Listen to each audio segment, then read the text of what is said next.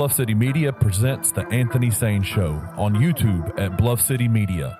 Stepping up to the microphone is your host, Anthony Sain. Acknowledge me. What's going on, everyone? Welcome to the Anthony Sain Show. This is your host, of course, Anthony Sain, here live from the Bluff City Media Studios. My man, Kenny Stubblefield, on the other side of the glass. What's going on with you, my brother? Let's get it, man. Man, it's gonna be a special show today, man. We just keep, you know what I'm saying, knocking stuff off the bucket list, man. You know what I mean? Just doing stuff that ain't nobody else out here doing in the city of Memphis, man. We had we had all type of guests on here, man. Today we got a very special guest. They say you ain't posting big sports and politics, Kenny Stubblefield. I'm doing it again, man. Another one, Kenny Stubblefield for sure, man. My man, Paul Young, mayoral candidate for the city of Memphis. The mayoral election's coming up very soon. My man, Paul Young, gonna come in here. We gonna talk politics. We gonna talk sports. It's going down today, Kenny Stubblefield. How you feeling about that? Man, I just want you to pop your collar a little bit. I don't feel like it. Because, I mean, you have...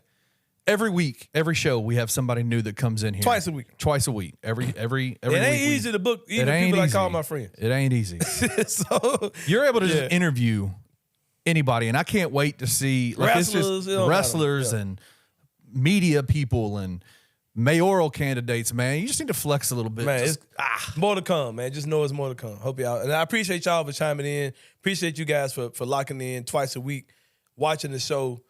Listening to the podcast on Spotify, Apple Music, whatever you're doing, watching here on YouTube. I appreciate y'all, man. We appreciate any type of feedback.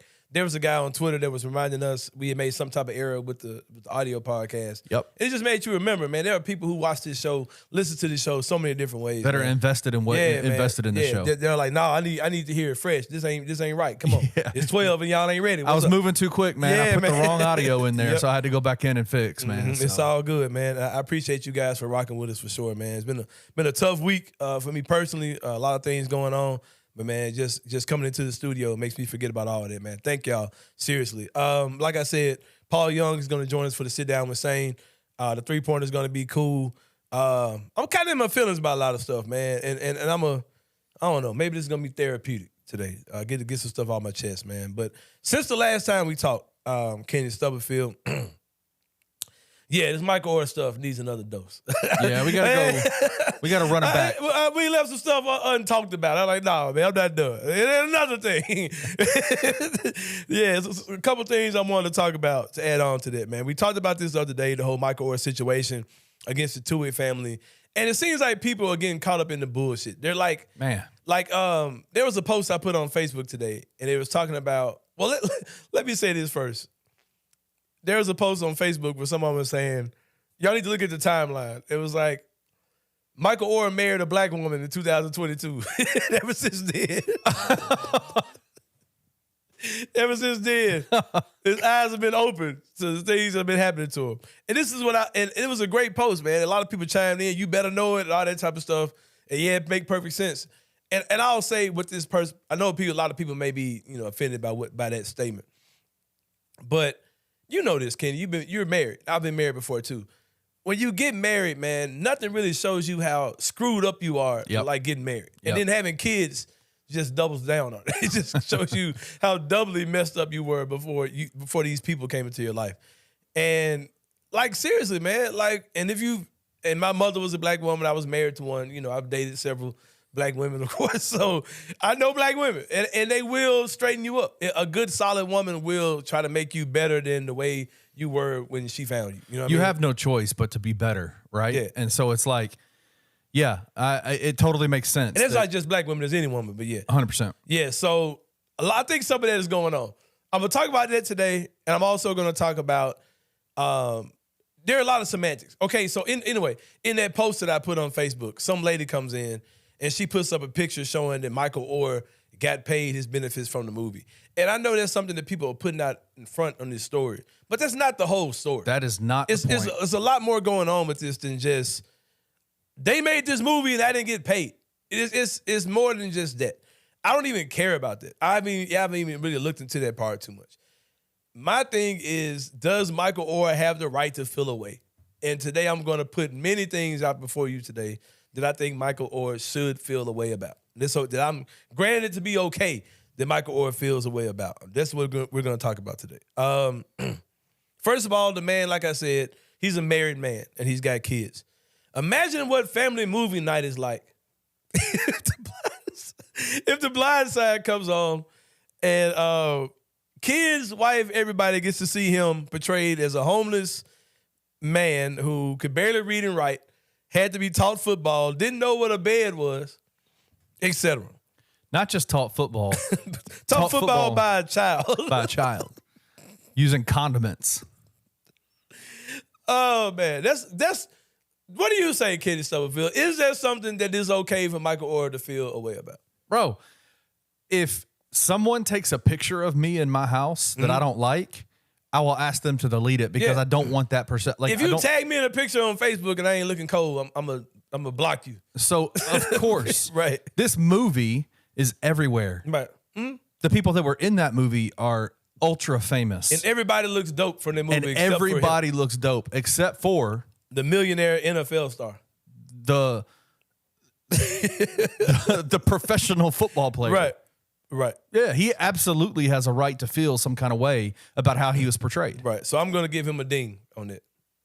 We don't know, but we can't do sound effects yet, but yeah. Oh, we got a sound effect. Come on. There it is. All right. He also was clearly targeted because he was an athlete. We talked about this the other day as well. If he was a trombone player in a band, I don't think the Tuohys would throw money at him.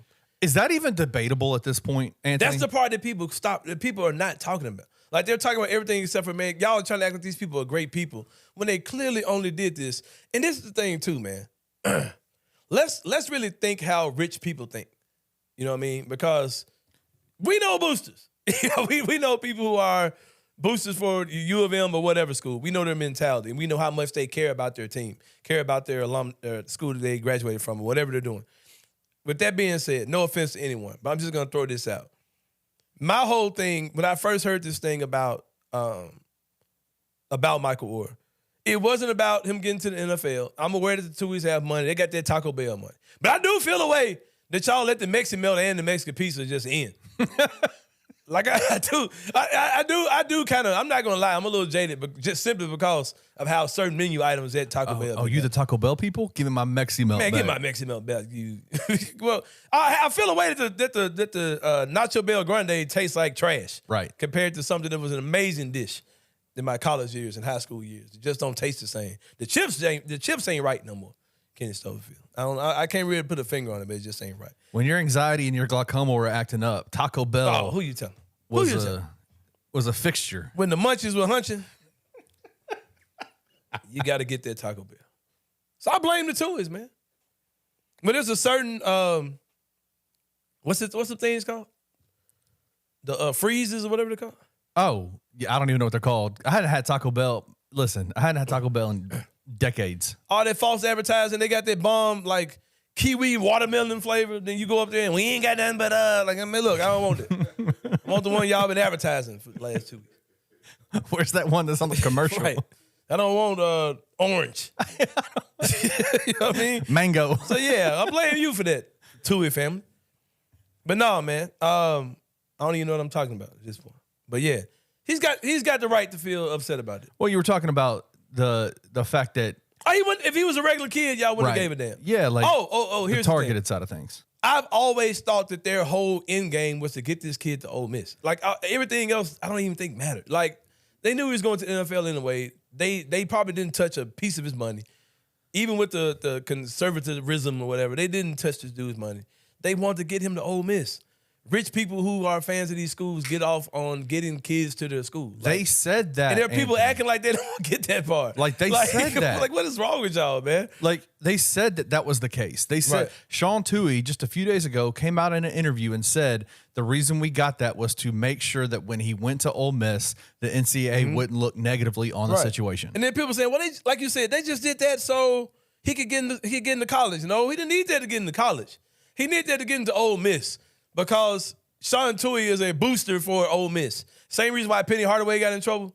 Like Penny Hardaway just couldn't take some random kid and just, hey, go to Memphis and I pay your way or whatever. No, No, he couldn't do that. Same way Sean Tui couldn't do that. Right. But that kid could have went to any school in the country. He didn't have to go to Ole Miss. Right. So there was no point really to get that conservatism. Whatever it's called. Conservatory. He keeps saying conservatism. Conservatorship. Conservatorship. Yeah, whatever it's called. Yeah, that. Now, he ain't had to get that. All right. Now, this is what's kind of grinding my gears today, Kenny Stubblefield. There was an interview with the lawyer for the Tuies, and he said that the conservatorship didn't affect any of his NFL money, nor his agency, like who was his agent. And I believe it. I think that's Absolutely. 100% truth. I don't doubt that at all. Then they kind of went to this kind of smear thing with him, like trying to make him look like, try to discredit him, talking about how Sean Tui,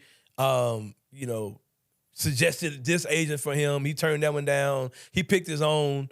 Ended up having 3 agents by the time his career was over with. Like, dude, that's like, And? you just described half of the NFL. Half the NFL? Yeah. Like, what are we talking about? Like, he was just trying to discredit Michael Oher, which is trash. Do I think that he should feel a way about that? Yes, I do.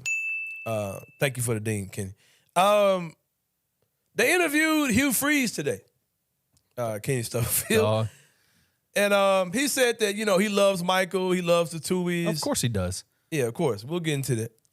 He said that, he hates this is so unfortunate, and all at the end of the day, this is a family that tried to help this young man. Oh, he said something that triggered Anthony Sain today, Kenny Stubblefield. We're not going to talk much about Hugh Freeze today. I challenge you to Google him. If you really want to, go into those black dark pages of Twitter of the internet. Go to the Reddit. Yeah. Go look up Hugh Freeze. I'll leave that to you. Go to the Hugh Freeze Reddit. But he said something that really got under my skin. Listeners, watchers of the Anthony Sain show. He said, if this didn't happen, I think that the Michael Oher story wouldn't have happened, or the story wouldn't have ended this way, or something to that line. And I'll say this to Hugh Freeze: the only person whose story wouldn't happen if it wasn't for Michael Oher. The Tuies were rich and famous. Michael Oher was a top offensive lineman in the country. My guess is he would have been okay.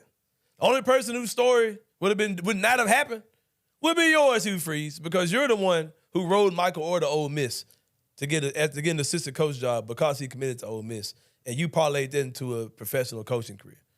So the only person whose story really would have been affected by the Tuies would be yours. Hugh Freeze is a clown. Dude, get out of my face. Clown. Get out of my face immediately, bro. More questions that I think need answers, Kenny Stubblefield. We talked about him, how he didn't really need a conservative dictatorship because he didn't have to go to Ole Miss. Right. He only needed that to go to Ole Miss because Sean Tui was a booster for Ole Miss. We talked about that. He lived with the Tuies since he was 16 years old. If they really had the desire to adopt him, they could have adopted him. At Imagine 16 that. years old. Exactly. So why didn't that happen? Anyone have any guesses as to why? Oh, man. I'll ask you a question. If the Tuies died today, would Michael Oher be able to get his share of their inheritance? The answer is no. Why? Because he's not their legally adopted son. Makes you wonder, doesn't it, Kenny Stubblefield? Makes you wonder why they're still calling him their adopted son when he never was legally adopted. Because if he was adopted, he would share his rights to their legal inheritance. Let this sit for a minute. Y'all know my daddy was a pastor. So I'll let y'all sit on that one for a minute. Offer plate. So yeah, I've thrown out some additional information to you all today just to give you all something to ponder. And the question I asked was, because I don't care about the money part. I'm sure he's gotten some type of money from this movie. I'm sure there's not a lot of money that came from the movie. The Tuies are out here doing, touring the world and, speaking about this stuff. And they're out there looking like the heroes. And I understand something else people are saying is that, this is a movie, man. Every movie is different from the truth. But this story, that's true. When most movies go to Hollywood, they doctor everything. I watched the Wu-Tang Clan show, and I could tell that there's a bunch of nonsense just off of my basic fandom of the Wu-Tang Clan. I knew that I was watching a bunch of fabricated nonsense. But with that being said, it hits a little different, Kenny Stubblefield. It hits a little different, listeners, watchers, when that story depicts a intelligent black man who struggled through life, had a very rough upbringing. Mother was on drugs, didn't know how he was going to eat, didn't know where he was going to sleep. Struggled a lot. And when I say struggled, it doesn't mean he didn't have a house. It doesn't mean he had nowhere to live. It didn't mean he was out homeless. But he wasn't living the highest quality of life. He wasn't to the point where he could just focus on school. He could just focus on football. He had a lot of things in his life that distracted him. It's unfortunate that a man like that was pretty much used as a pawn, and that to get him to a certain university. And like I said, it's very unfortunate that like I said, people are saying that these movies constantly show images of people that aren't. It didn't go that way. They change it. They fabricate certain things. But the unfortunate part is that you took this man and you made him look like the one that needed the help, and that he was the one who couldn't make it on his own and wasn't self-sufficient and all these type of things. And you made this white family look like heroes when all they were doing were basically playing a game. They were making this young man the next prize recruit that they could send over to the rebels. Kenny Stubblefield. That's the problem I have with it. Can I tell you a problem I have with it as well? I think that's a problem he should have as well. No, absolutely. I agree with everything you just said. Yeah. There's also another set of problems that I have with it as well. And I think it's the way that the story is being portrayed in the media right now. The conversations that are being had by the lawyers that are representing the Tuohy family is this idea that they were being extorted behind the scenes. Oh, that's bullshit. By Michael Oher, threatened, I'm going to go public, plant stories, those kinds of things. As somebody who has dealt with, in a different part of my life a few years back, I had a lot of interactions with people that were in positions of power. And the way that my interactions went with them, a lot of those interactions went public at one point in my life. And what a lot of folks don't understand is that there were a lot of conversations that were happening behind the scenes, like a year or two before this, and decisions that were made by those people that were in positions of power made it a necessity to go public with it, to go public with how they were responding to the conversations that we were having. And when those conversations went public, the response to that was, he's trying to hit piece us. He's trying to hurt us. He's trying to destroy us. We're stunned. We're shocked. We're saddened by what's going on. Yeah. This is, instead of dealing with their bullshit. If they were deeply devastated by the actual relationship breakdown that happened between Michael Oher and the Tuohy family, then those conversations that started a couple of years back, if they truly cared about that, they would have fixed it in private. Yeah. The issue that people are having now, the issue that they are having now is that it's public and it makes them look bad. And I look at that and I go, Michael Oher can be portrayed now as somebody who is trying to plant a hit piece about them, when privately he's been trying to work this out behind the scenes privately for a few years. Right. And the private conversations, their love for Michael Oher didn't create a desire for them to fix those issues, but now it's happening because it's public. And I think that is the part that I think if you take a step back and remove all of the, unplug from the matrix and stop looking at these rich white folks as the heroes of this story, you would be able to say, like, if you truly cared about this kid, why didn't you deal with this a long time ago? He had issues a long time ago about this movie, about the way he was portrayed, about all these different kinds of things. And they continue to profit off of that story. Not just financially. Not just financially, but just in their reputation. Your image looked dope as hell. Image looked you dope. knew it didn't go down like that. Yeah. And so that's the part of it to me. That's the disingenuous part of it to me on the Tuohy side of things is they are stunned and shocked and saddened and accusing him of all these different things. And the only reason they're doing that is because it's public. And people that want things to remain hidden are scared when things go public. They're scared when they're in the shadows. They're scared of the sunlight being poured on it. Right. And so that's why that's another part of it that I just want people to look at and say, this is something that's been dealt with for years. And now that it's public, now they're motivated to action. And what does that mean to me? They don't care about that kid. No. They care about their public image. Yeah, for sure. Because it doesn't matter because you didn't see him as, you know this, man. There are kids that I've worked with when we work with kids that I'm still connected to. And I'm not gaining nothing from being connected to them. They're adults now, 25, 30 years old. Right. I'm not gaining nothing from it. You know what I mean? So, like, it's a difference, man. Like, it's a total difference for sure. You made me think about something else too, man. I keep talking about how we keep trying to downplay the fact that they built this relationship with this kid strictly because they want him to go play for Ole Miss. That's one thing. But I have a question, Kenny. We're going to play same energy real fast.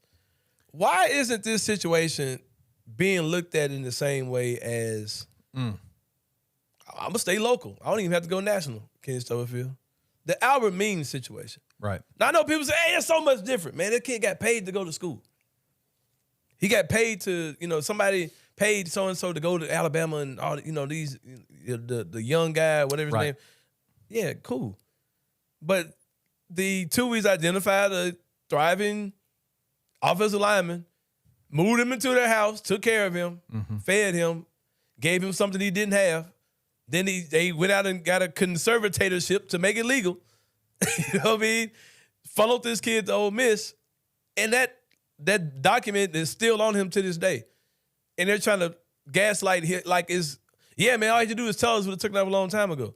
He was an 18-year-old kid. He didn't even know what y'all were doing. You know what I mean? He said, I thought y'all adopted me. That never happened. And also, why don't we look at this like we look at the Lawson family situation, which people love to dissect so much. We knocked Keelan Lawson for getting his own kids into college and taking the perks that come with that. And we talk about this man like he's a dog. We don't do this with Hugh Freeze. We're not doing this with Sean Tuohy. Tell me why. Anybody, hit the comments. Tell me why y'all don't look at it the same way. And also, because the movie, yeah, Anthony, yeah, like we can downplay the movie all day long. It's just because of the movie. It's the movie. Yeah, that's right. It's the movie. I think it's something else, but I'll leave that. Well, but what does the movie propagate? Like, what theme does the movie put out? My there? lips are zipped. Man. If you listen to the audio podcast, this is me. This is an audio aid. If I'm telling you what the people watching see. They see me zipping my lips. That's Kenny Stubblefield saying it. I'm saying it. Hey, I'll let you say it, bro. That movie promoted the white savior complex that a lot of our white brothers and sisters in Memphis and the surrounding areas they're knee deep in. They love the white savior story. And that movie was the gospel of white saviorism. And that's why we look at it differently. Oh, I'm about to say something make people mad, man. They're going to be mad at me. You know something else the white savior complex does as we go to break? What's that? It makes you take credit for changing Tony Allen, changing Zach Randolph. Yeah, we're going to go to break. They're going to get mad right now. Because, we changed Tony, man. We rehabbed Tony and Zebo. Memphis did. Yep. Yeah. But now there are Tony and there are Zebo. Until they do something bad, then we'll kick them off to the side for a minute. And, yeah. Man, we go to break before I start getting for real. Man, we're about to go to break, man. We're about to have a great guest, my man Paul Young, mayoral candidate for the city of Memphis. He's going to join us for the Sitdown with Sain. During the break, check out our advertisements. Check those out. But also check out that story about Leanne Tuohy when two young black boys came into her Taco Bell in the stunt that she pulled. I want to talk about it in detail, but I ain't got time. About to take a break. My man Paul Young coming up next on Anthony Sain Show. We see y'all in a minute.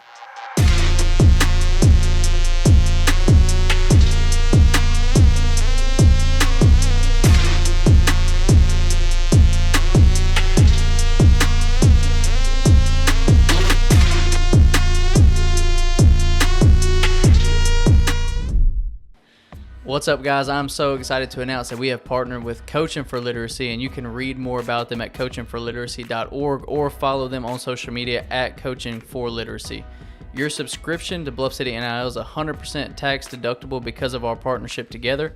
Thank you for supporting Memphis Tiger student athletes and helping promote the monumental cause of childhood literacy. Whether it be through development, guys like Seth that are now going to his third year. Can he shave yet? Is he shaving? I think he's starting to shave. I'm going to may let him borrow my razor since I'm not using it as much anymore. And we're all about bearded Silverfield, by the way. You like it, bearded Silverfield? That was a thing. I don't know if you know that. Do the on the fans internet. like it? Oh, well, I don't know. We're trying to get it going. Yeah, well, we try to create the fans hashtag. Like it, and, it looks okay. I'm all for it. I'll keep it going. We're beard guys. Right. Yeah, y'all look sharp. I like it. Perfect. Give you guys a lot of credit. The whole bearded crew out here. It's good. Tune in to Tigers Untapped with TJ Willis and Trey Lasley every Wednesday at 3 p.m. on the Bluff City Media YouTube channel.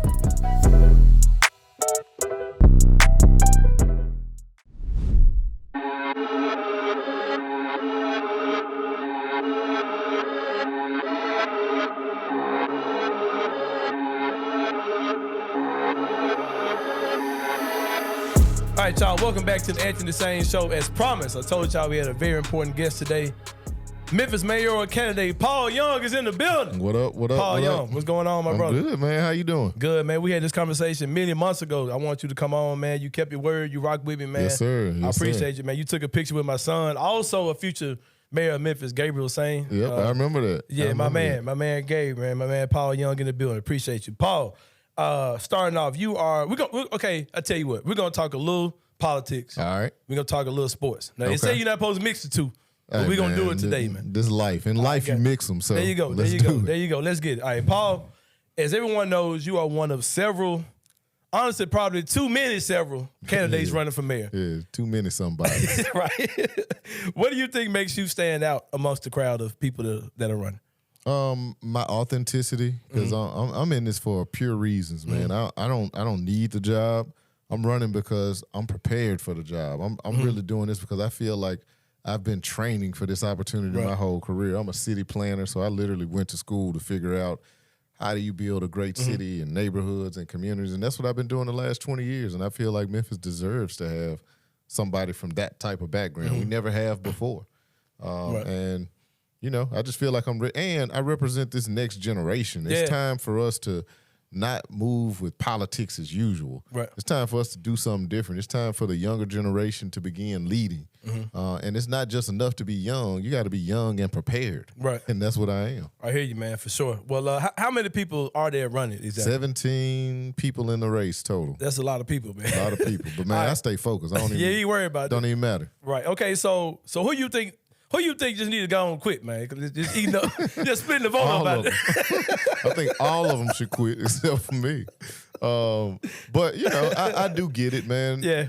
People. This is the first non-incumbent election in 51 years. Yeah. So I'm not surprised that there's a lot of people in the race. But it's up to me to make sure I stand out, and so I'm always showing up. And we always represent. Yeah. Every event that we come to, we come in strong. We're giving great energy because I feel like I said again, I represent what the city needs right now. I represent what the people want right now. And so I just had to keep proving it. I got you. Well, I'm going to say this, number 8 through 15 or 17, I don't know.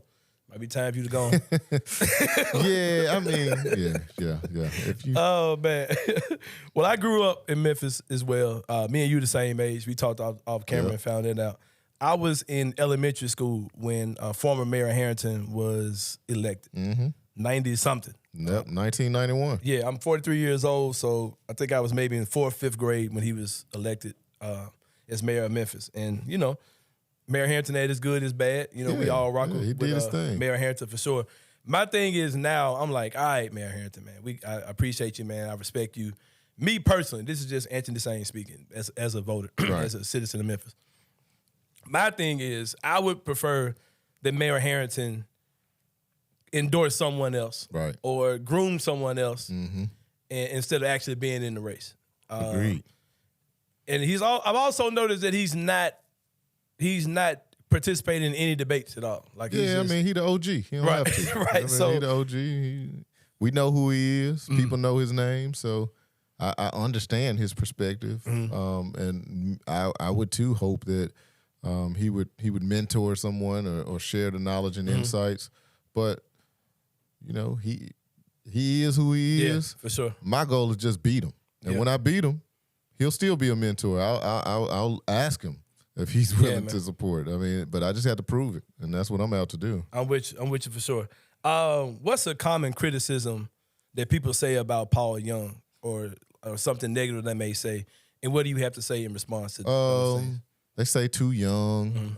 If they're from the older generation, and the response is, well, line us up and ask us any question. Just that simple. Because I'm not that young. I'm 43. I'm a grown man that's been working for the last 20 years. I feel old when we the same age. Yeah, we old, man. Right. We old now. I wake up, everything hurts. So, you know, I've heard the I'm too young. Certainly there are those that love to throw this card saying that I'm a Republican, which they know I'm not. Me, just like millions of Democrats across the country, have voted in Republican primaries, not the general, Republican primaries, to make a selection on the other side of the ledger. But to that, I just say we too focused on stuff that don't matter. Right.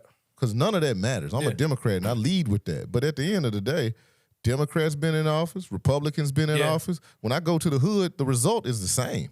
So what we talking about? Like, who's going to get the job done for Memphis? Those are the things that I think we need to be talking about. But, you know, it's a distraction that people use because they feel this momentum and energy, and they want to figure out how to stop it. Man, I feel you 100 on that. Speaking of momentum and energy, and speaking of the hood, Paul Young, what we doing about the Kia boys and the Hyundai boys? If you were at always, so be real. This question wouldn't have mattered to me about a week ago. Right. But the Hyundai boys got me. They got me. They got me a little while ago. So, man, what we gonna do about our people, man? You know, when it comes to breaking into cars, those tend to be the young people. Right. That, you know, they want to go in, find a gun, maybe they steal a car and take it to a chop shop. At the end of the day, we got to hold them accountable, particularly if you've done it multiple times. Then we had to find some solutions that's going to take you out of circulation for a little while. But we also have to double down on this intervention side of things. Man. It's like these young people are crying out for hope. They're crying out for answers. When they're breaking into these cars, that's a plea for help. And I believe that we know who the young people are that are headed down the wrong path, whether they've broken into one car and gotten in trouble. We should be targeting interventions, opportunities to those young people so that they make up their mind that that's not the path. And I think we wait too long. We wait till we have to hold them accountable on the other side and lock them up for a while instead of investing some dollars now to prevent them from taking that next step down the wrong path. Man, you speaking my language now, man, because the two guys that you met when you came in, Kenny Stubblefield, our executive producer, and Perry Sharkey, our associate producer for the Bluff City Media, all three of us have backgrounds in working with young kids in the inner city. Like this, everything we talk about, we can always take it back to those type of measures, man. And with that being said, like I said, I'm a big advocate for mentorship. Even this Michael Oher stuff, we're spending it in that direction, talking about the kids we worked with in the inner city. And I know your father, Bishop William Young. I know that's one of his passions as well. Yeah, absolutely. How much do you think that strong mentorship can really affect the crime problem here in the city? Oh, it's the answer. It's the answer. I mean, when we find mentors that can truly connect to the people that are committing these crimes, it's a game changer. It's one thing to have people that come in and say, boy, you got to do better and you need to do this so you can get. Yeah, show I hear you, them, but have you show me how? Put some hands on them. If nobody in their life has ever told them this is something you can do, they don't even know the realm of possibilities. And so when you have mentors that come from the same or similar backgrounds, they can connect with them in a different way that's showing them opportunities. Man, that's a game changer. Yeah, for sure. I'm with you totally on that. You speaking my language for sure. And I know Kenny behind the glass is really probably jumping up and down as well. Your father also was a big advocate for mental health. Yeah, absolutely. Especially in the African-American community. And with us, man, you know, we think we got the answers. We think we found the solution and everything. And they say we're probably the most traumatized race, but the most under counseled or, receiving therapy. You see these kids, man, and they're traumatized. You talk to kids who their story is horrible. They've seen terrible things at young ages, man. Going back to Michael Oher again, looking at his story, the things he went through as a young man, seeing death early, seeing poverty early, worrying about how you're going to eat. Those things all cause mental damage as well. No question, man. And it's things that he's still trying to process as an adult. How does that part Man, that's top of the list for me. Yeah. I was at a meet and greet that we had the other night. Actually, it was a couple of weeks ago, and there was a young lady that asked me a question about mental health and where it ranked for me. And I was telling her that's at the top of the list because we don't realize how much trauma we go through. Even like our age bracket. You 43, man. Just like me. So you grew up in the 90s. Yeah. By the time I was 21, I probably had 5, 6 friends that had been shot and killed that I knew. Facts. And I grew up with my mom and dad in a good household. 5 or 6 people that I knew that were my friends were shot and killed. You know how traumatic that is? Yeah. Like, if you live in other communities, that is so far from what is normal. In our community, that's the norm. Yeah. We used to that. These kids are walking around with that on their back. Their uncles are getting killed. Their cousins getting killed. Their friends are getting killed. They're living in a world where this is the norm. That is just automatic trauma. And if we have ways to get, like one of the things I did when I was growing up, actually not when I was growing up, I was grown. I became a peer advocate liaison where I was a peer counselor with people that were going through different issues. It was just that simple. I didn't have degrees and certifications. We just sat down and talked, and it changed people's lives. Yeah, we need to be implementing strategies like that allow people to get off some of the hurt and pain because what's happening is it's balled up and they're taking it out on others. Yeah, man. It's solid stuff you're saying for sure, man. It sounds like what you're saying is that we have to give our youth some hope. Absolutely. That's the answer. We have to shed some light for them. Man, that's the answer. It's not rocket science. Right. But in order to shed that light, Mr. Young, they got to have their lights on. Because, in Memphis, when it rain outside. Or, I get you. Yeah, you switching the infrastructure. All right, I got you. So how we gonna keep these lights on? How we gonna keep them on? Paul, well, I mean, not to get too I'm an electrical engineer, so I can go deep on it. But that's the guy there. At the end of the day, I mean, we're gonna have to invest some money. There's dollars that have been allocated to start trimming the trees so the trees don't fall on the power lines every time it rains. Yeah. We're going to have to invest some more dollars to strengthen the poles because, we got a lot of wood poles which snap in the storms. Right. Make them steel poles. They'll stay up and they'll be stronger. Move some lines underground. Yeah. But it's going to be a process. We have neglected investing in these things for many, many years. And it's going to take some time before we get it where it needs to be. Another major issue is lack of education, lack of resources, which ultimately leads to poverty. Yeah, no question. You go to schools in South Memphis. I worked in schools in South Memphis. Kenny worked in schools in South Memphis. You see a great disparity from the kids from kids across town or kids in the suburbs or whatever. How do we kind of balance that?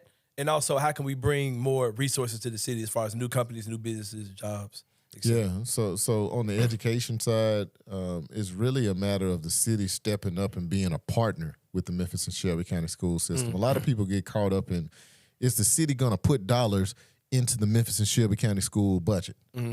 Whether or not that happens is irrelevant. The city should be investing in those same young people that are going to school every day. We should be investing alongside education. Memphis and Shelby County Schools has our young people from 7 to 3. We, as a city, should be investing in those young people from 3 to 7. When they leave that building, what programs are they walking into? What after-school care? What churches are available in that area, in that zip code that can serve those kids? And so that's my goal, is to make sure that we are a true partner. You asked about something else in there too. Bringing better jobs. Better jobs. Yeah. Better jobs means we lean into the jobs of the future. What these companies are looking for are workers, employees, a skilled workforce, people that have the skills of the future. So if we're moving into advanced manufacturing, now that we got Blue Oval City right down the street, we should be training for those jobs in high school, just like at East High School where I graduated from. Yeah.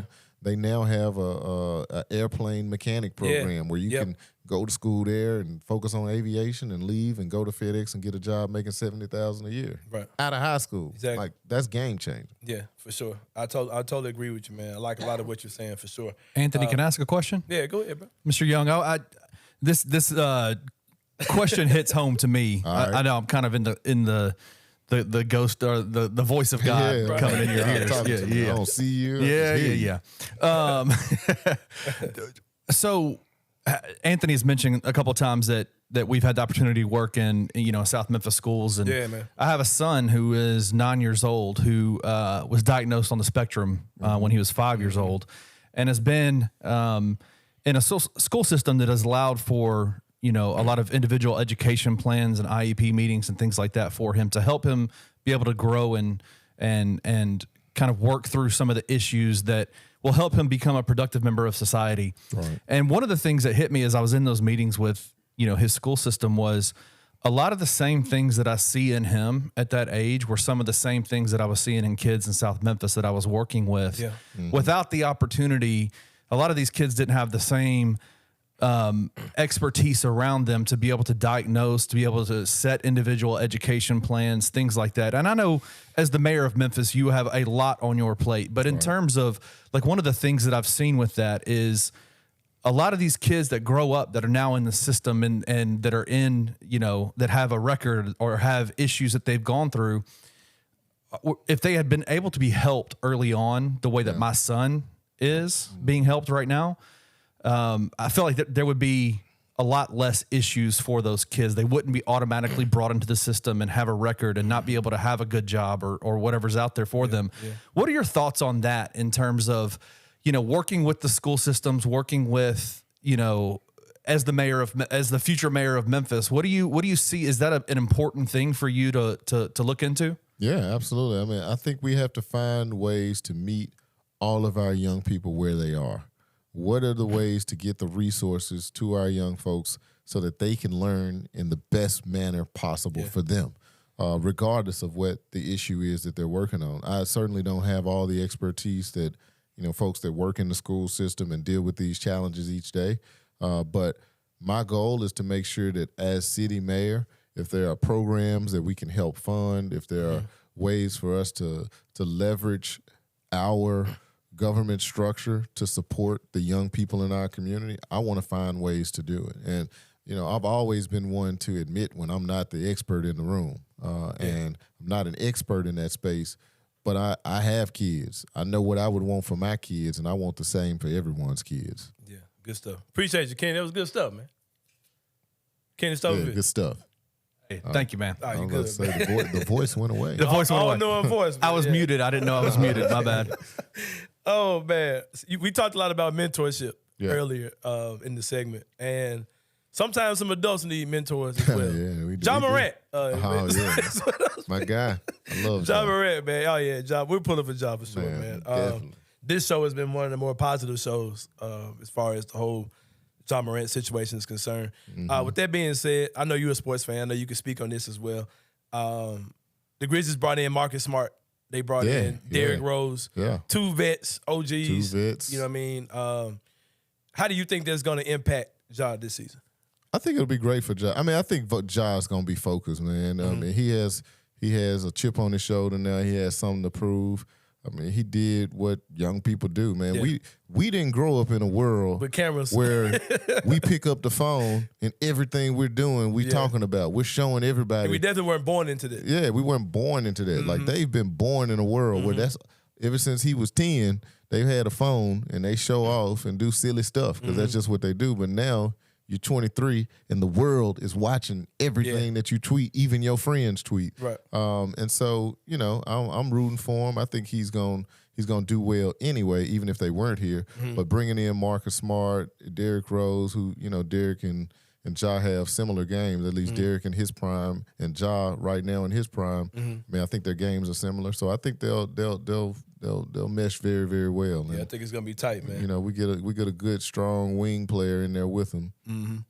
They're gonna be a force. They're gonna be tough. Be tough for sure.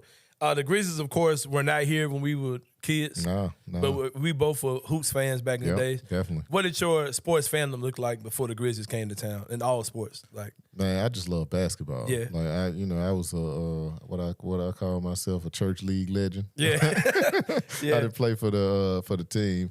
But I played a lot of intramural basketball. But my team was Indiana Pacers because I still remember when Reggie Miller cut up on the New York Knicks and gave the throat choke sign to Spike Lee in the front row in the playoffs. He hit the 8 points in 20 seconds, something like that. Mm-hmm. So, that was my squad. But I just love basketball, man. NBA is where it's at. Yeah, I grew up. I used to like Reggie too, man. Like he was. Yeah, Reggie He had was that heart. Dude. It was just heart. He wasn't afraid of Jordan, man. He wasn't was afraid like, of anybody. And I mean, he couldn't. Jordan cook him sometimes, but his handles weren't crazy. Yeah. His defense wasn't great. He'll shoot your lights out, but he just played hard. Right. And I know you thought we were done with political talk. But, man, I can mix it up, bro. Yeah, I have range. I got a good one for you. There's some state funding allocated to the city of Memphis for our arenas, stadiums, etc. $350 million. Yep. There's a lot of talk about that. Mm-hmm. This might be the question of the hour. Where do you sit? Because you got a lot of people waiting on this question. You got your Tiger fans, you got Grizzly fans tuning in. Where do you sit as far as those funds and allocation is concerned? I want to see the Tigers. The Grizzlies and the Tigers are top of the list. Mm-hmm. I think the Grizzlies have to be at the top because we need that NBA team. Mm-hmm. We need to make sure that they stay here. I'd love to see us find a balance where we can get both things done. Yeah. And the Tigers are super important. They've been here. They were here before the Grizzlies. Yeah. They've been, the root of our inspiration for many years with Memphis State and all that we've done, from back in the day. So, I mean, it's a math equation. It's like, how do you make the math work? Stadiums are expensive, and it's gonna take a lot of work, and just got to get in the room and everybody, all the adults got to get in the room. All the adults got to get in the room, and then we have to be creative. I mean, you can find some other creative sources. You can do seat taxes and other fees that allow for you to be able to, get this thing financed on both sides. Another big topic of conversation is conference realignment. Right now, University of Memphis is on the outside looking in as far as it's concerned. Do you think that the U of M sports can still thrive and the city will still care about those entities over there if we are, 3 or 4 years still on the outside looking in? Well, I mean, we've been sustaining and we've been doing well without being in those conferences, but I do think that we should continue to push to make that happen. Yeah. We have a major league team, and we want to make sure we're treated as such. Right. And unfortunately, the only way to get that treatment is to get into a larger conference. And I think we should continue to ambition towards it, whether it takes us next year or 5 years from now. We need to keep pushing. Yeah, I like how you said how we've been sustaining all this time. We're so deep rooted. Yeah. Tigers are so deep rooted in us, man. That's, that's our squad. Yeah, if we're playing whoever, we're still gonna care. We're still gonna have that passion. Right. So, If you're the next mayor of Memphis, you're obviously going to be in those meetings with those conference heads. Yeah. Those TV executives that are kind of running this whole thing. What's your pitch? Like, take us into that room. Yeah. What's your pitch to those guys? How do you sell University of Memphis and the city of Memphis as a whole? I think the way we sell it is they don't realize how much Memphis loves our team. They don't realize how deep the blue blood runs in our community. Yeah. Like, they're used to these college towns that have these rampant fans because, they went to Duke and, that's just what it is. They don't realize that Memphis, our love is just as big. Right. We didn't even have to go to the school. We treat it like a pro team. You're going to get the numbers. I mean, because for them, it's all about numbers. Like, will we get enough fans in the seats? Will we get enough views on TV? Yeah. And we had to drive home that point.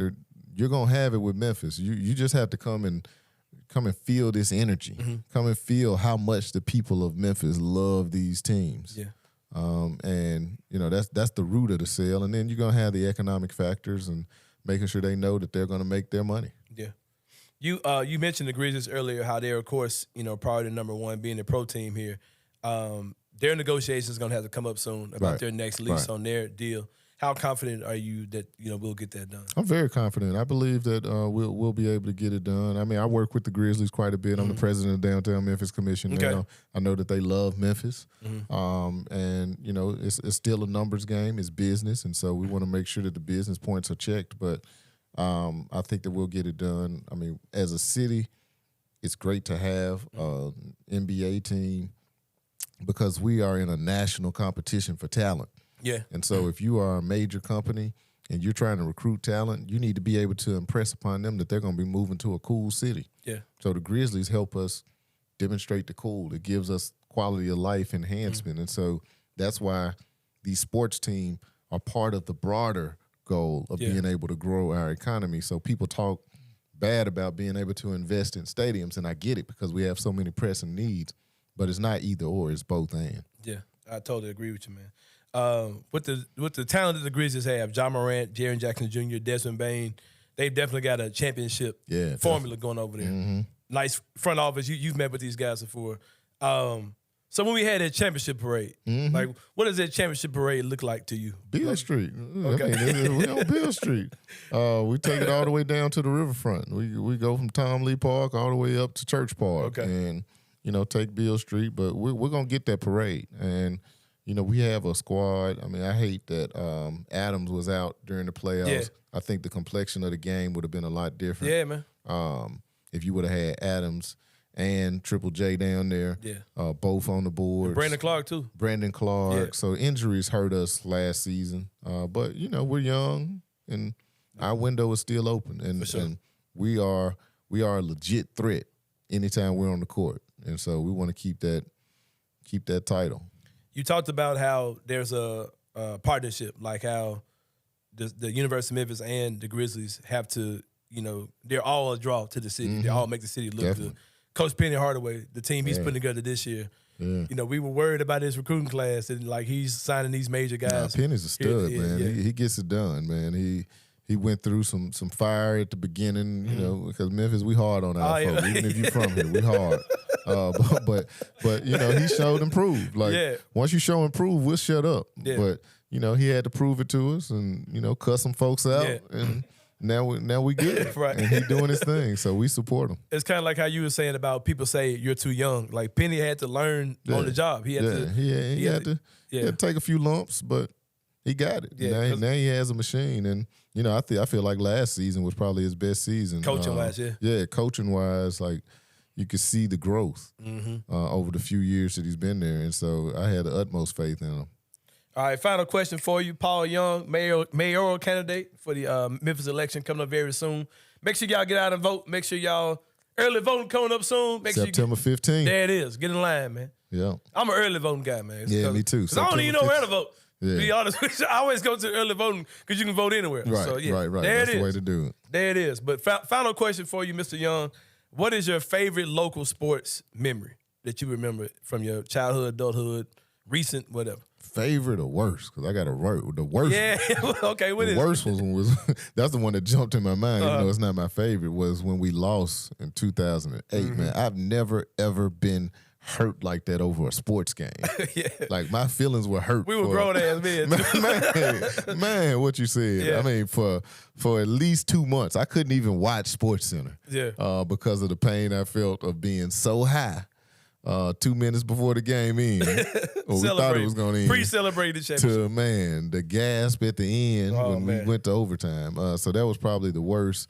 In terms of the best, I mean, it's not a one-time. It's just the Grizzlies playoffs, man. The Grizzlies playoff seasons are just they're just magic, man. Yeah, it's an amazing feeling in the city. It just feels so good when you're in the stadium. You don't know the person next to you, white, black.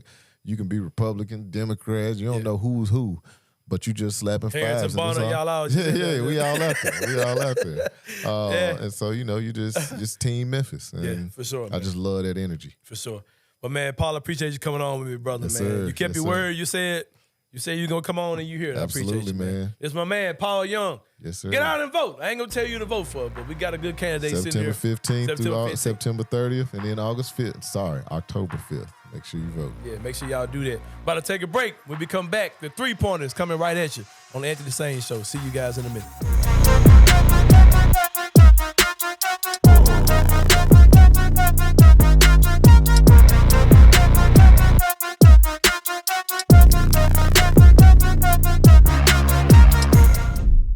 You talked about it starting up front. O-line has to be better. Here's the thing is I think they need to be more multiple too. We've seen too many times these past 2 years, inside zone, outside zone. Yeah. I mean, that's it. The counter that was here, that Darrell Henderson ran so damn well for chunk plays. The counter that was here with Mike Norvell, it's just not here. The more different sort of schemes you run at a defense, and I feel like they've gotten away from it so big the past 2 to 3 years. And you know what's frustrating about that is Ryan is an offensive line coach by trade. I mean, the amount of knowledge he has about offensive blocking schemes is massive, but he has to get back into his bag like he was when Norvell was here. Tune in to On the Bluff with Christian Fowler and Gabe Kuhn every Tuesday at 12 p.m. on the Bluff City Media YouTube channel.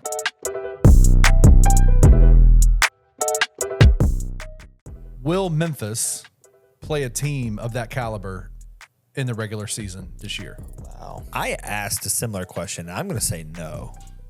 Because I don't know. Are we talking like 4 legitimate NBA guys? That's what I'm saying. Like, they have absolute NBA players. Like, what team are you going to play that has? I think there's probably a a potential in the Bahamas, Atlantis, battle for Atlantis.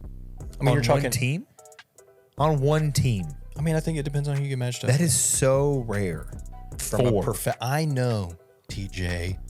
From a professional standpoint, probably not. Tune in to Tigers Untapped with TJ Willis and Trey Lasley every Wednesday at 3 p.m. on the Bluff City Media YouTube channel.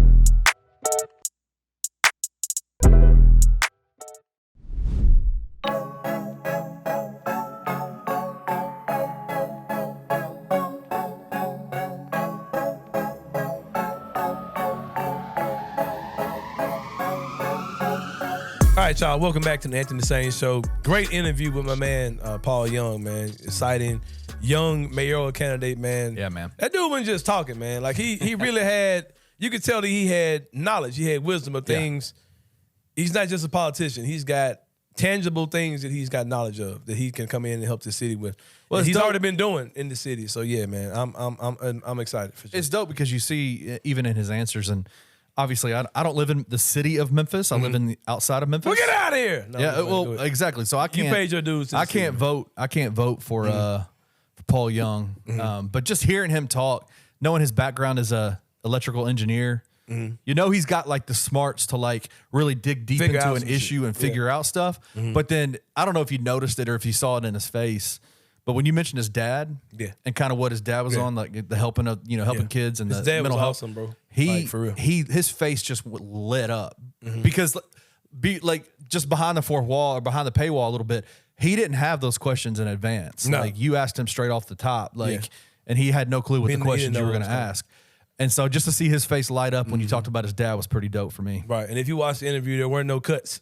Like, you know what I mean? Like, that was all. It was all one take. Like, he was, man, good dude, man, for sure. Man, he's definitely got my support. The 3-pointer is here. It's time to talk about it, Kenny. 3 important things in the world of sports. We love to keep this local, but today we're not. We have just can't stop talking about James Harden. We'll start off with that. James Harden to China is the question. Man. Some dude, I'm not even going, bro. Anyway. Somebody was saying that they're hearing that James Harden loves being in China. I ain't gonna lie, you ain't have to tell me that news because that dude looks lit as hell on these videos we're seeing, man. He looks like he's having a hell of a time over there in China for sure, man. He's out there talking bad about his boss. He's out there dancing and cutting commercials and living it up, man, amongst the Chinese people over there. And shout out to Sean Coleman of Bluff City Media, man, who came out and said in the Discord that you can be a part of for $5. You could have known what was happening with James Harden before it happened. Sean Coleman said, I think it'd be pretty cool if James Harden stayed in China. He probably could have a great life over there. And I agree, man. Oh, God. Like, I'm being for real. He'd be royalty over there. Yeah, he would, like, Stephon Marbury, like, could not find his way in the NBA after a while. Went to China and lived like Michael Jordan over They got there. damn statues of Yeah, they got Stephon Marbury. statues of him. James Harden is still at the age where he still can play. He's one of the better players in the NBA. He can go over there and destroy people, man. He can be a larger-than-life icon, for sure. You know he likes to party. He's probably going to be super touchable, super tangible. You know what I mean? He's probably just going to be out there living up the life.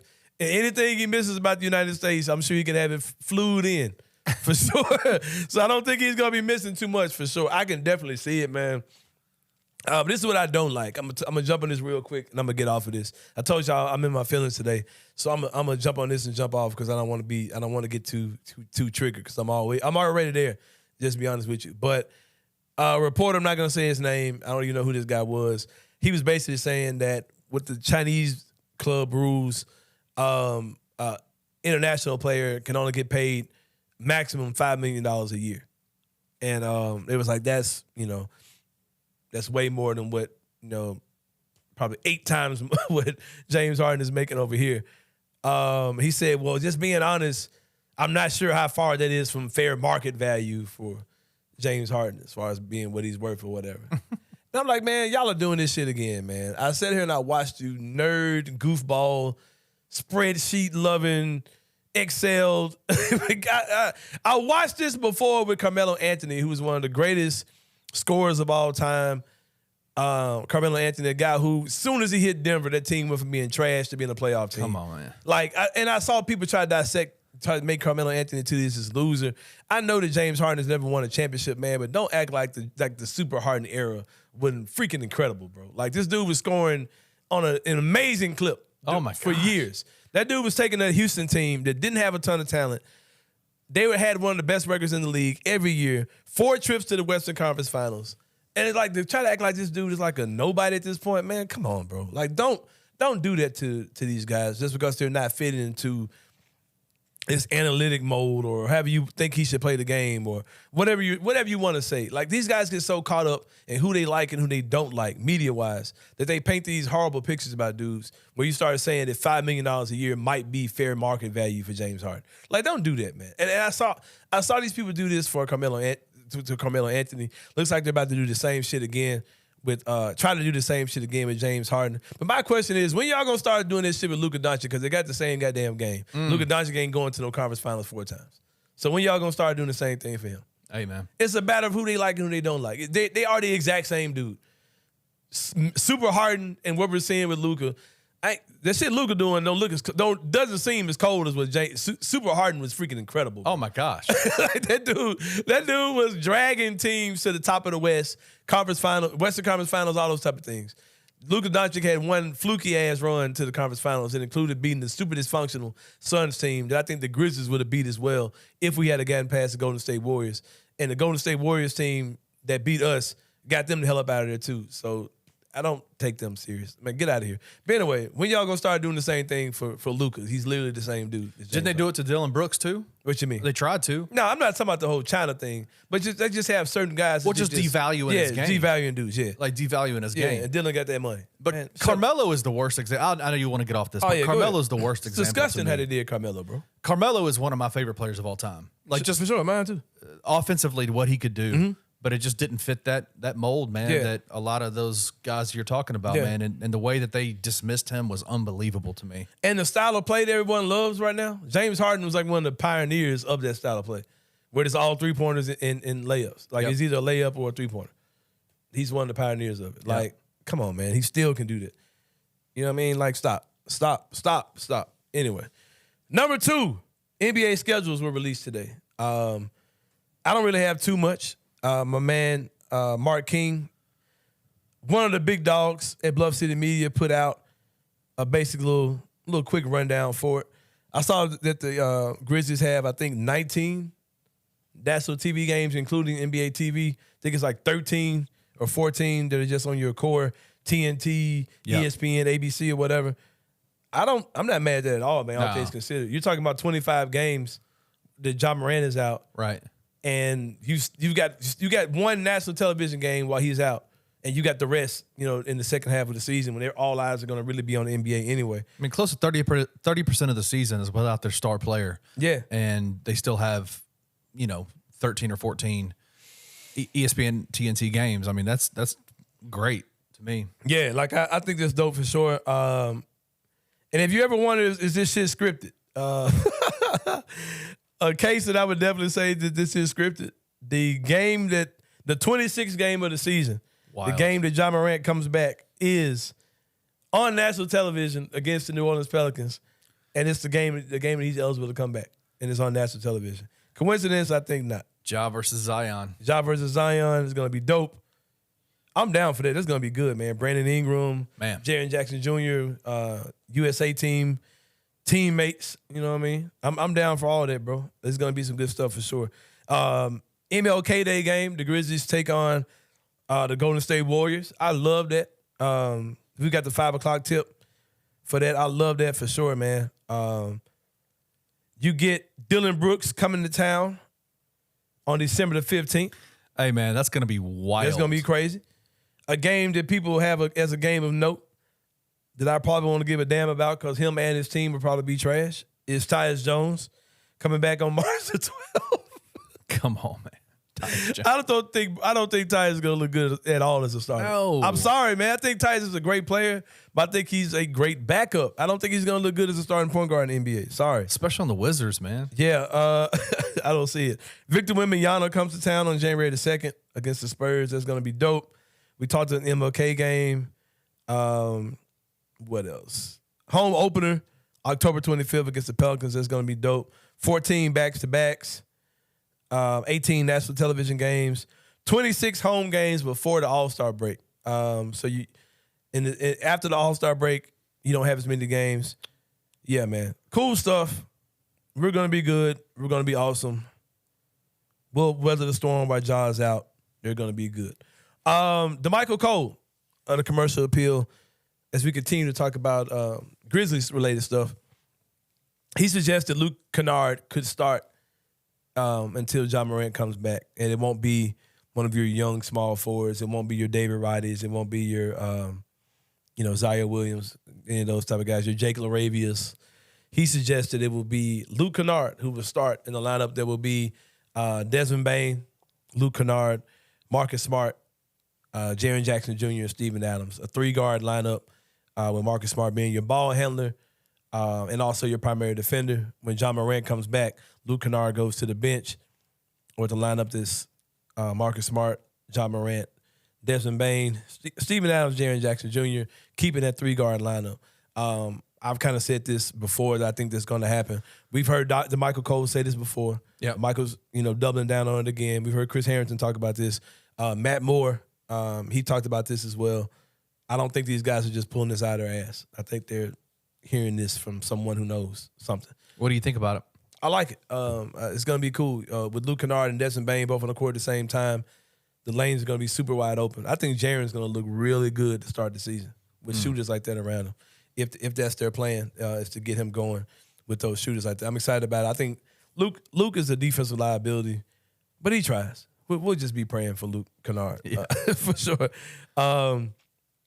Speaking of Steven Adams, possible injury information concerning him. That was wild. Yeah, weird information. A show over in New Zealand, radio host had Pete Pranica, of all people, on his show. And we got to get Pete on the show too, man. Yeah, we do. I mean, make that happen. I mean, let me reach out to some people to get Pete on the show if I can. That'll be fun. But Pete Pranica was on with this guy that's a New Zealand radio host, and the guy was saying that a friend of his who's close to Steven Adams said that the Grizzlies kind of mishandled something with his surgery, that he needed surgery the whole time. They said that he didn't. They prolonged it, and then he actually got surgery, and now he's rehabbing from that. Yeah, they use the word misdiagnosed. Yeah, that's a strong word. But I'll say this, and we've said this before too, the Grizzlies don't give clear information about stuff, and it leaves room for interpretation. Right. And my interpretation is that this story sounds real. Really? Like, I mean, what else would explain how weird that whole thing was with him, man? Where they said he would have an injury, he'll be out, like, I think 4 to 6 weeks. Playoffs come around, no, he ain't ready. It ended up being, when did that injury happen? Man, that crap happened like right after the Christmas game. Was it after Christmas? Oh, it was like January. Like, if not, yeah, it was like January or something. Yeah, man. Like it was something else going on, for real. Now I'm not saying this story is true, but it's true-ish. It lines up with truth. You're being for real, man. It sounds more like that sounds more realistic than anything the Grizzlies were saying. And it's what you're saying though. When you leave things up for speculation, hey, that's what happens. Guys like me just put guys like that New Zealand radio guy, New Zealand radio dude, they come out and say, "Hey," and I know my partner said Steven Adams was way more messed up than y'all thought he was. And not only that, y'all misdiagnosed that man. Misdiagnosed. Strong words, man. Woo. Strong words. Number 3. I don't know. I don't really know how to stand on this. There have been a lot of different reports. Malcolm Dandridge reportedly is enrolled on campus, according to John Martin of 1990 ESPN. He was on the show a few weeks ago. So we're kind of assuming Malcolm Dandridge is coming back. My boy oh my God, Parth. My man Parth came out and said that don't get too excited because Chris Douglas Roberts is also. Derrick Rose is still in the. Elliot Perry, Andre Turner. Keith Lee still got the a, next a coach Memphis of, email. Next coach of Lamont Owen Magicians. Hey, Andre man, Turner. let's go. Yeah, shout out to Andre Turner. See how I threw that in there? Other news, Andre Turner replacing Bonzi Wells. I ain't gonna lie, bro. I thought Bonzi Wells had been gone. I had no clue he was still there. Were you I as thought he was surprised like, yeah, as I'll me? try this shit. No, I thought he just tried it for a year. It was like, all right, man, I'm out. I thought he pulled a Rashid and got out. Got up out of here. Me and she gone. I'm gonna do a podcast. So y'all Let's ass. do a podcast. I didn't know Bonzi Wells was a citizen of Memphis for the last freaking 3 years. Why haven't we seen him? Like, where has he been? I think I saw him in something, man. And now he's out with Damon Stoudemire out in Georgia Tech. Yeah. Shout out to him, man. Hey, That's shout dope out. as hell. That's dope. But Andre Turner, man. Shout out to Andre Turner. Because I didn't know Bonzi. I knew he got the job. I didn't know he actually was still I doing know it. he's still there. I thought. Shout out, man, for sure. But yeah, Malcolm Dandridge reportedly is enrolled at the University of Memphis. I got a feeling that this will be final. I got a feeling by Monday or Tuesday we'll hear something. I'll say this. We'll know tomorrow. Tomorrow? Okay. We'll know All right. tomorrow. There it is. We'll know by this episode comes out at noon. Yeah. I would suspect within a few hours Okay. it'll be answered. I'll take that. More questions that need answers. Today is Mikey Williams is out here in the hood. Okay. Dog. Hey, bro. So can I tell you a story? Hello. Okay, go Of ahead. all the names we saw on this website, Andre Turner, William Bedford, Cheyenne Gibson, Billy Richmond Jr., not the third. Not the third. Not the third. All these names we saw on the website. I ain't seen Michael Williams. He ain't in there. Michael Williams is just in Memphis. So, God. All right, man, go ahead. so on another show, we had found out that Mikey lived here. Okay. We had found out he had bought a house. But Michael Williams did not freaking buy a house in Memphis. He might have bought that house. No, I swear He on might have everything. bought that house. So we went. I don't want to give the game away, but we went on a certain website and looked up his name. Okay. Found the address. What's his legal name? Is it Michael? Yeah. Michael Williams? Yeah. Okay. Found the address Okay, man, stop. and saw a Google map of that house. Yeah. Like this was like 3 weeks ago. You saw the door swinging on that joint. And on the Google we map. saw it and we were like, no way in hell Mikey bought that house. That's in the hood, bro. Like, no way. This Yeah. man was living in $1 million house in San Diego. And then I saw that picture today and I was like, oh, damn, that's that house. Like, that is the house. Maybe he's doing it for clout, man. Hey, man. Yeah, that picture had me tripping. Like, That picture was where this man living? Like, where are you, bro? 100%. The Memphis girls just got him. Yeah, you Wow. better get your ass robbed. Like, they set your ass up. It's a trap. You got a Hyundai? Exactly. Might be my car over there. Michael Williams. Such a wild story, man. It just don't make no sense, man. It doesn't- It's like, because we've heard nothing from the school saying like, hey, we're working with Mikey. He's a student. He's here in You town. know, for now, he's here. You know, He's here. we're working with him. Now we He's found my out he piece bought a house in the hood, in the hood. but he's not registered to go to University of Memphis, but he's here. Yeah. It's wild. What a Yeah, wild. I'm done. I'm done with all that. But yeah, we're about to take a break, man. We're gonna come back. We're gonna get a little bit more serious for Inside the Same Brain. Imagine that. We're gonna get serious for Inside the Same Brain when we come back here on Anthony Sain Show. See you guys in a minute.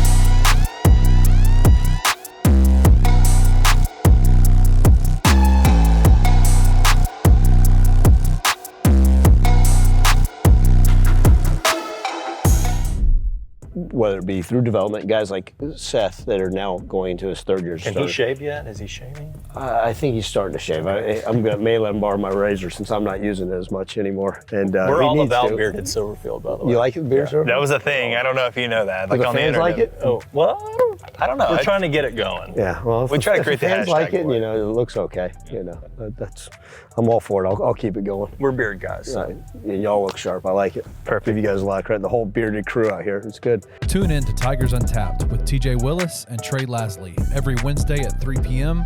on the Bluff City Media YouTube channel.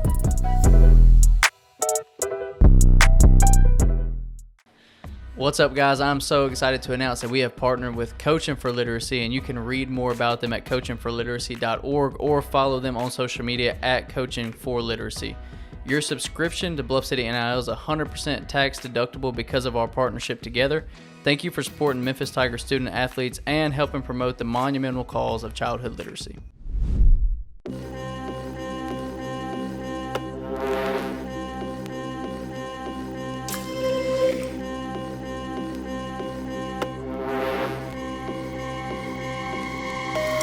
All right, y'all, welcome back to the Anthony Sain Show. Just wrapped up the three-pointer. Shout out again to my man Paul Young, mayoral candidate. First ever mayoral candidate on the show. Wouldn't it be dope as hell if he won? I can look back and say, man, I had the whole mayor of my shit. You know what I'm talking about? Hey, man. Yeah, but it's all good, man. But for real, shout out to Paul Young for sure. Get out and vote, y'all. Because the people in your local office make decisions, they make change. And something that I wish that somebody could make change for in the city of Memphis is something that I see on my trips through Whitehaven that is kind of bothering me, Kenny Stubblefield. There is a local coffee shop called Muggin. And I think it has one of the dopest names ever of anything in the city of Memphis. Crazy. Memphis is known for mean mugging, grilled up, all that type of stuff. And of course, it's a coffee place, so you drink a lot of coffee mug, so you're mugging. Then you got mugging for mean mugging. I mean, it's brilliant branding. Oh, man, it's tough. Brilliant. Man. Tough. Yeah.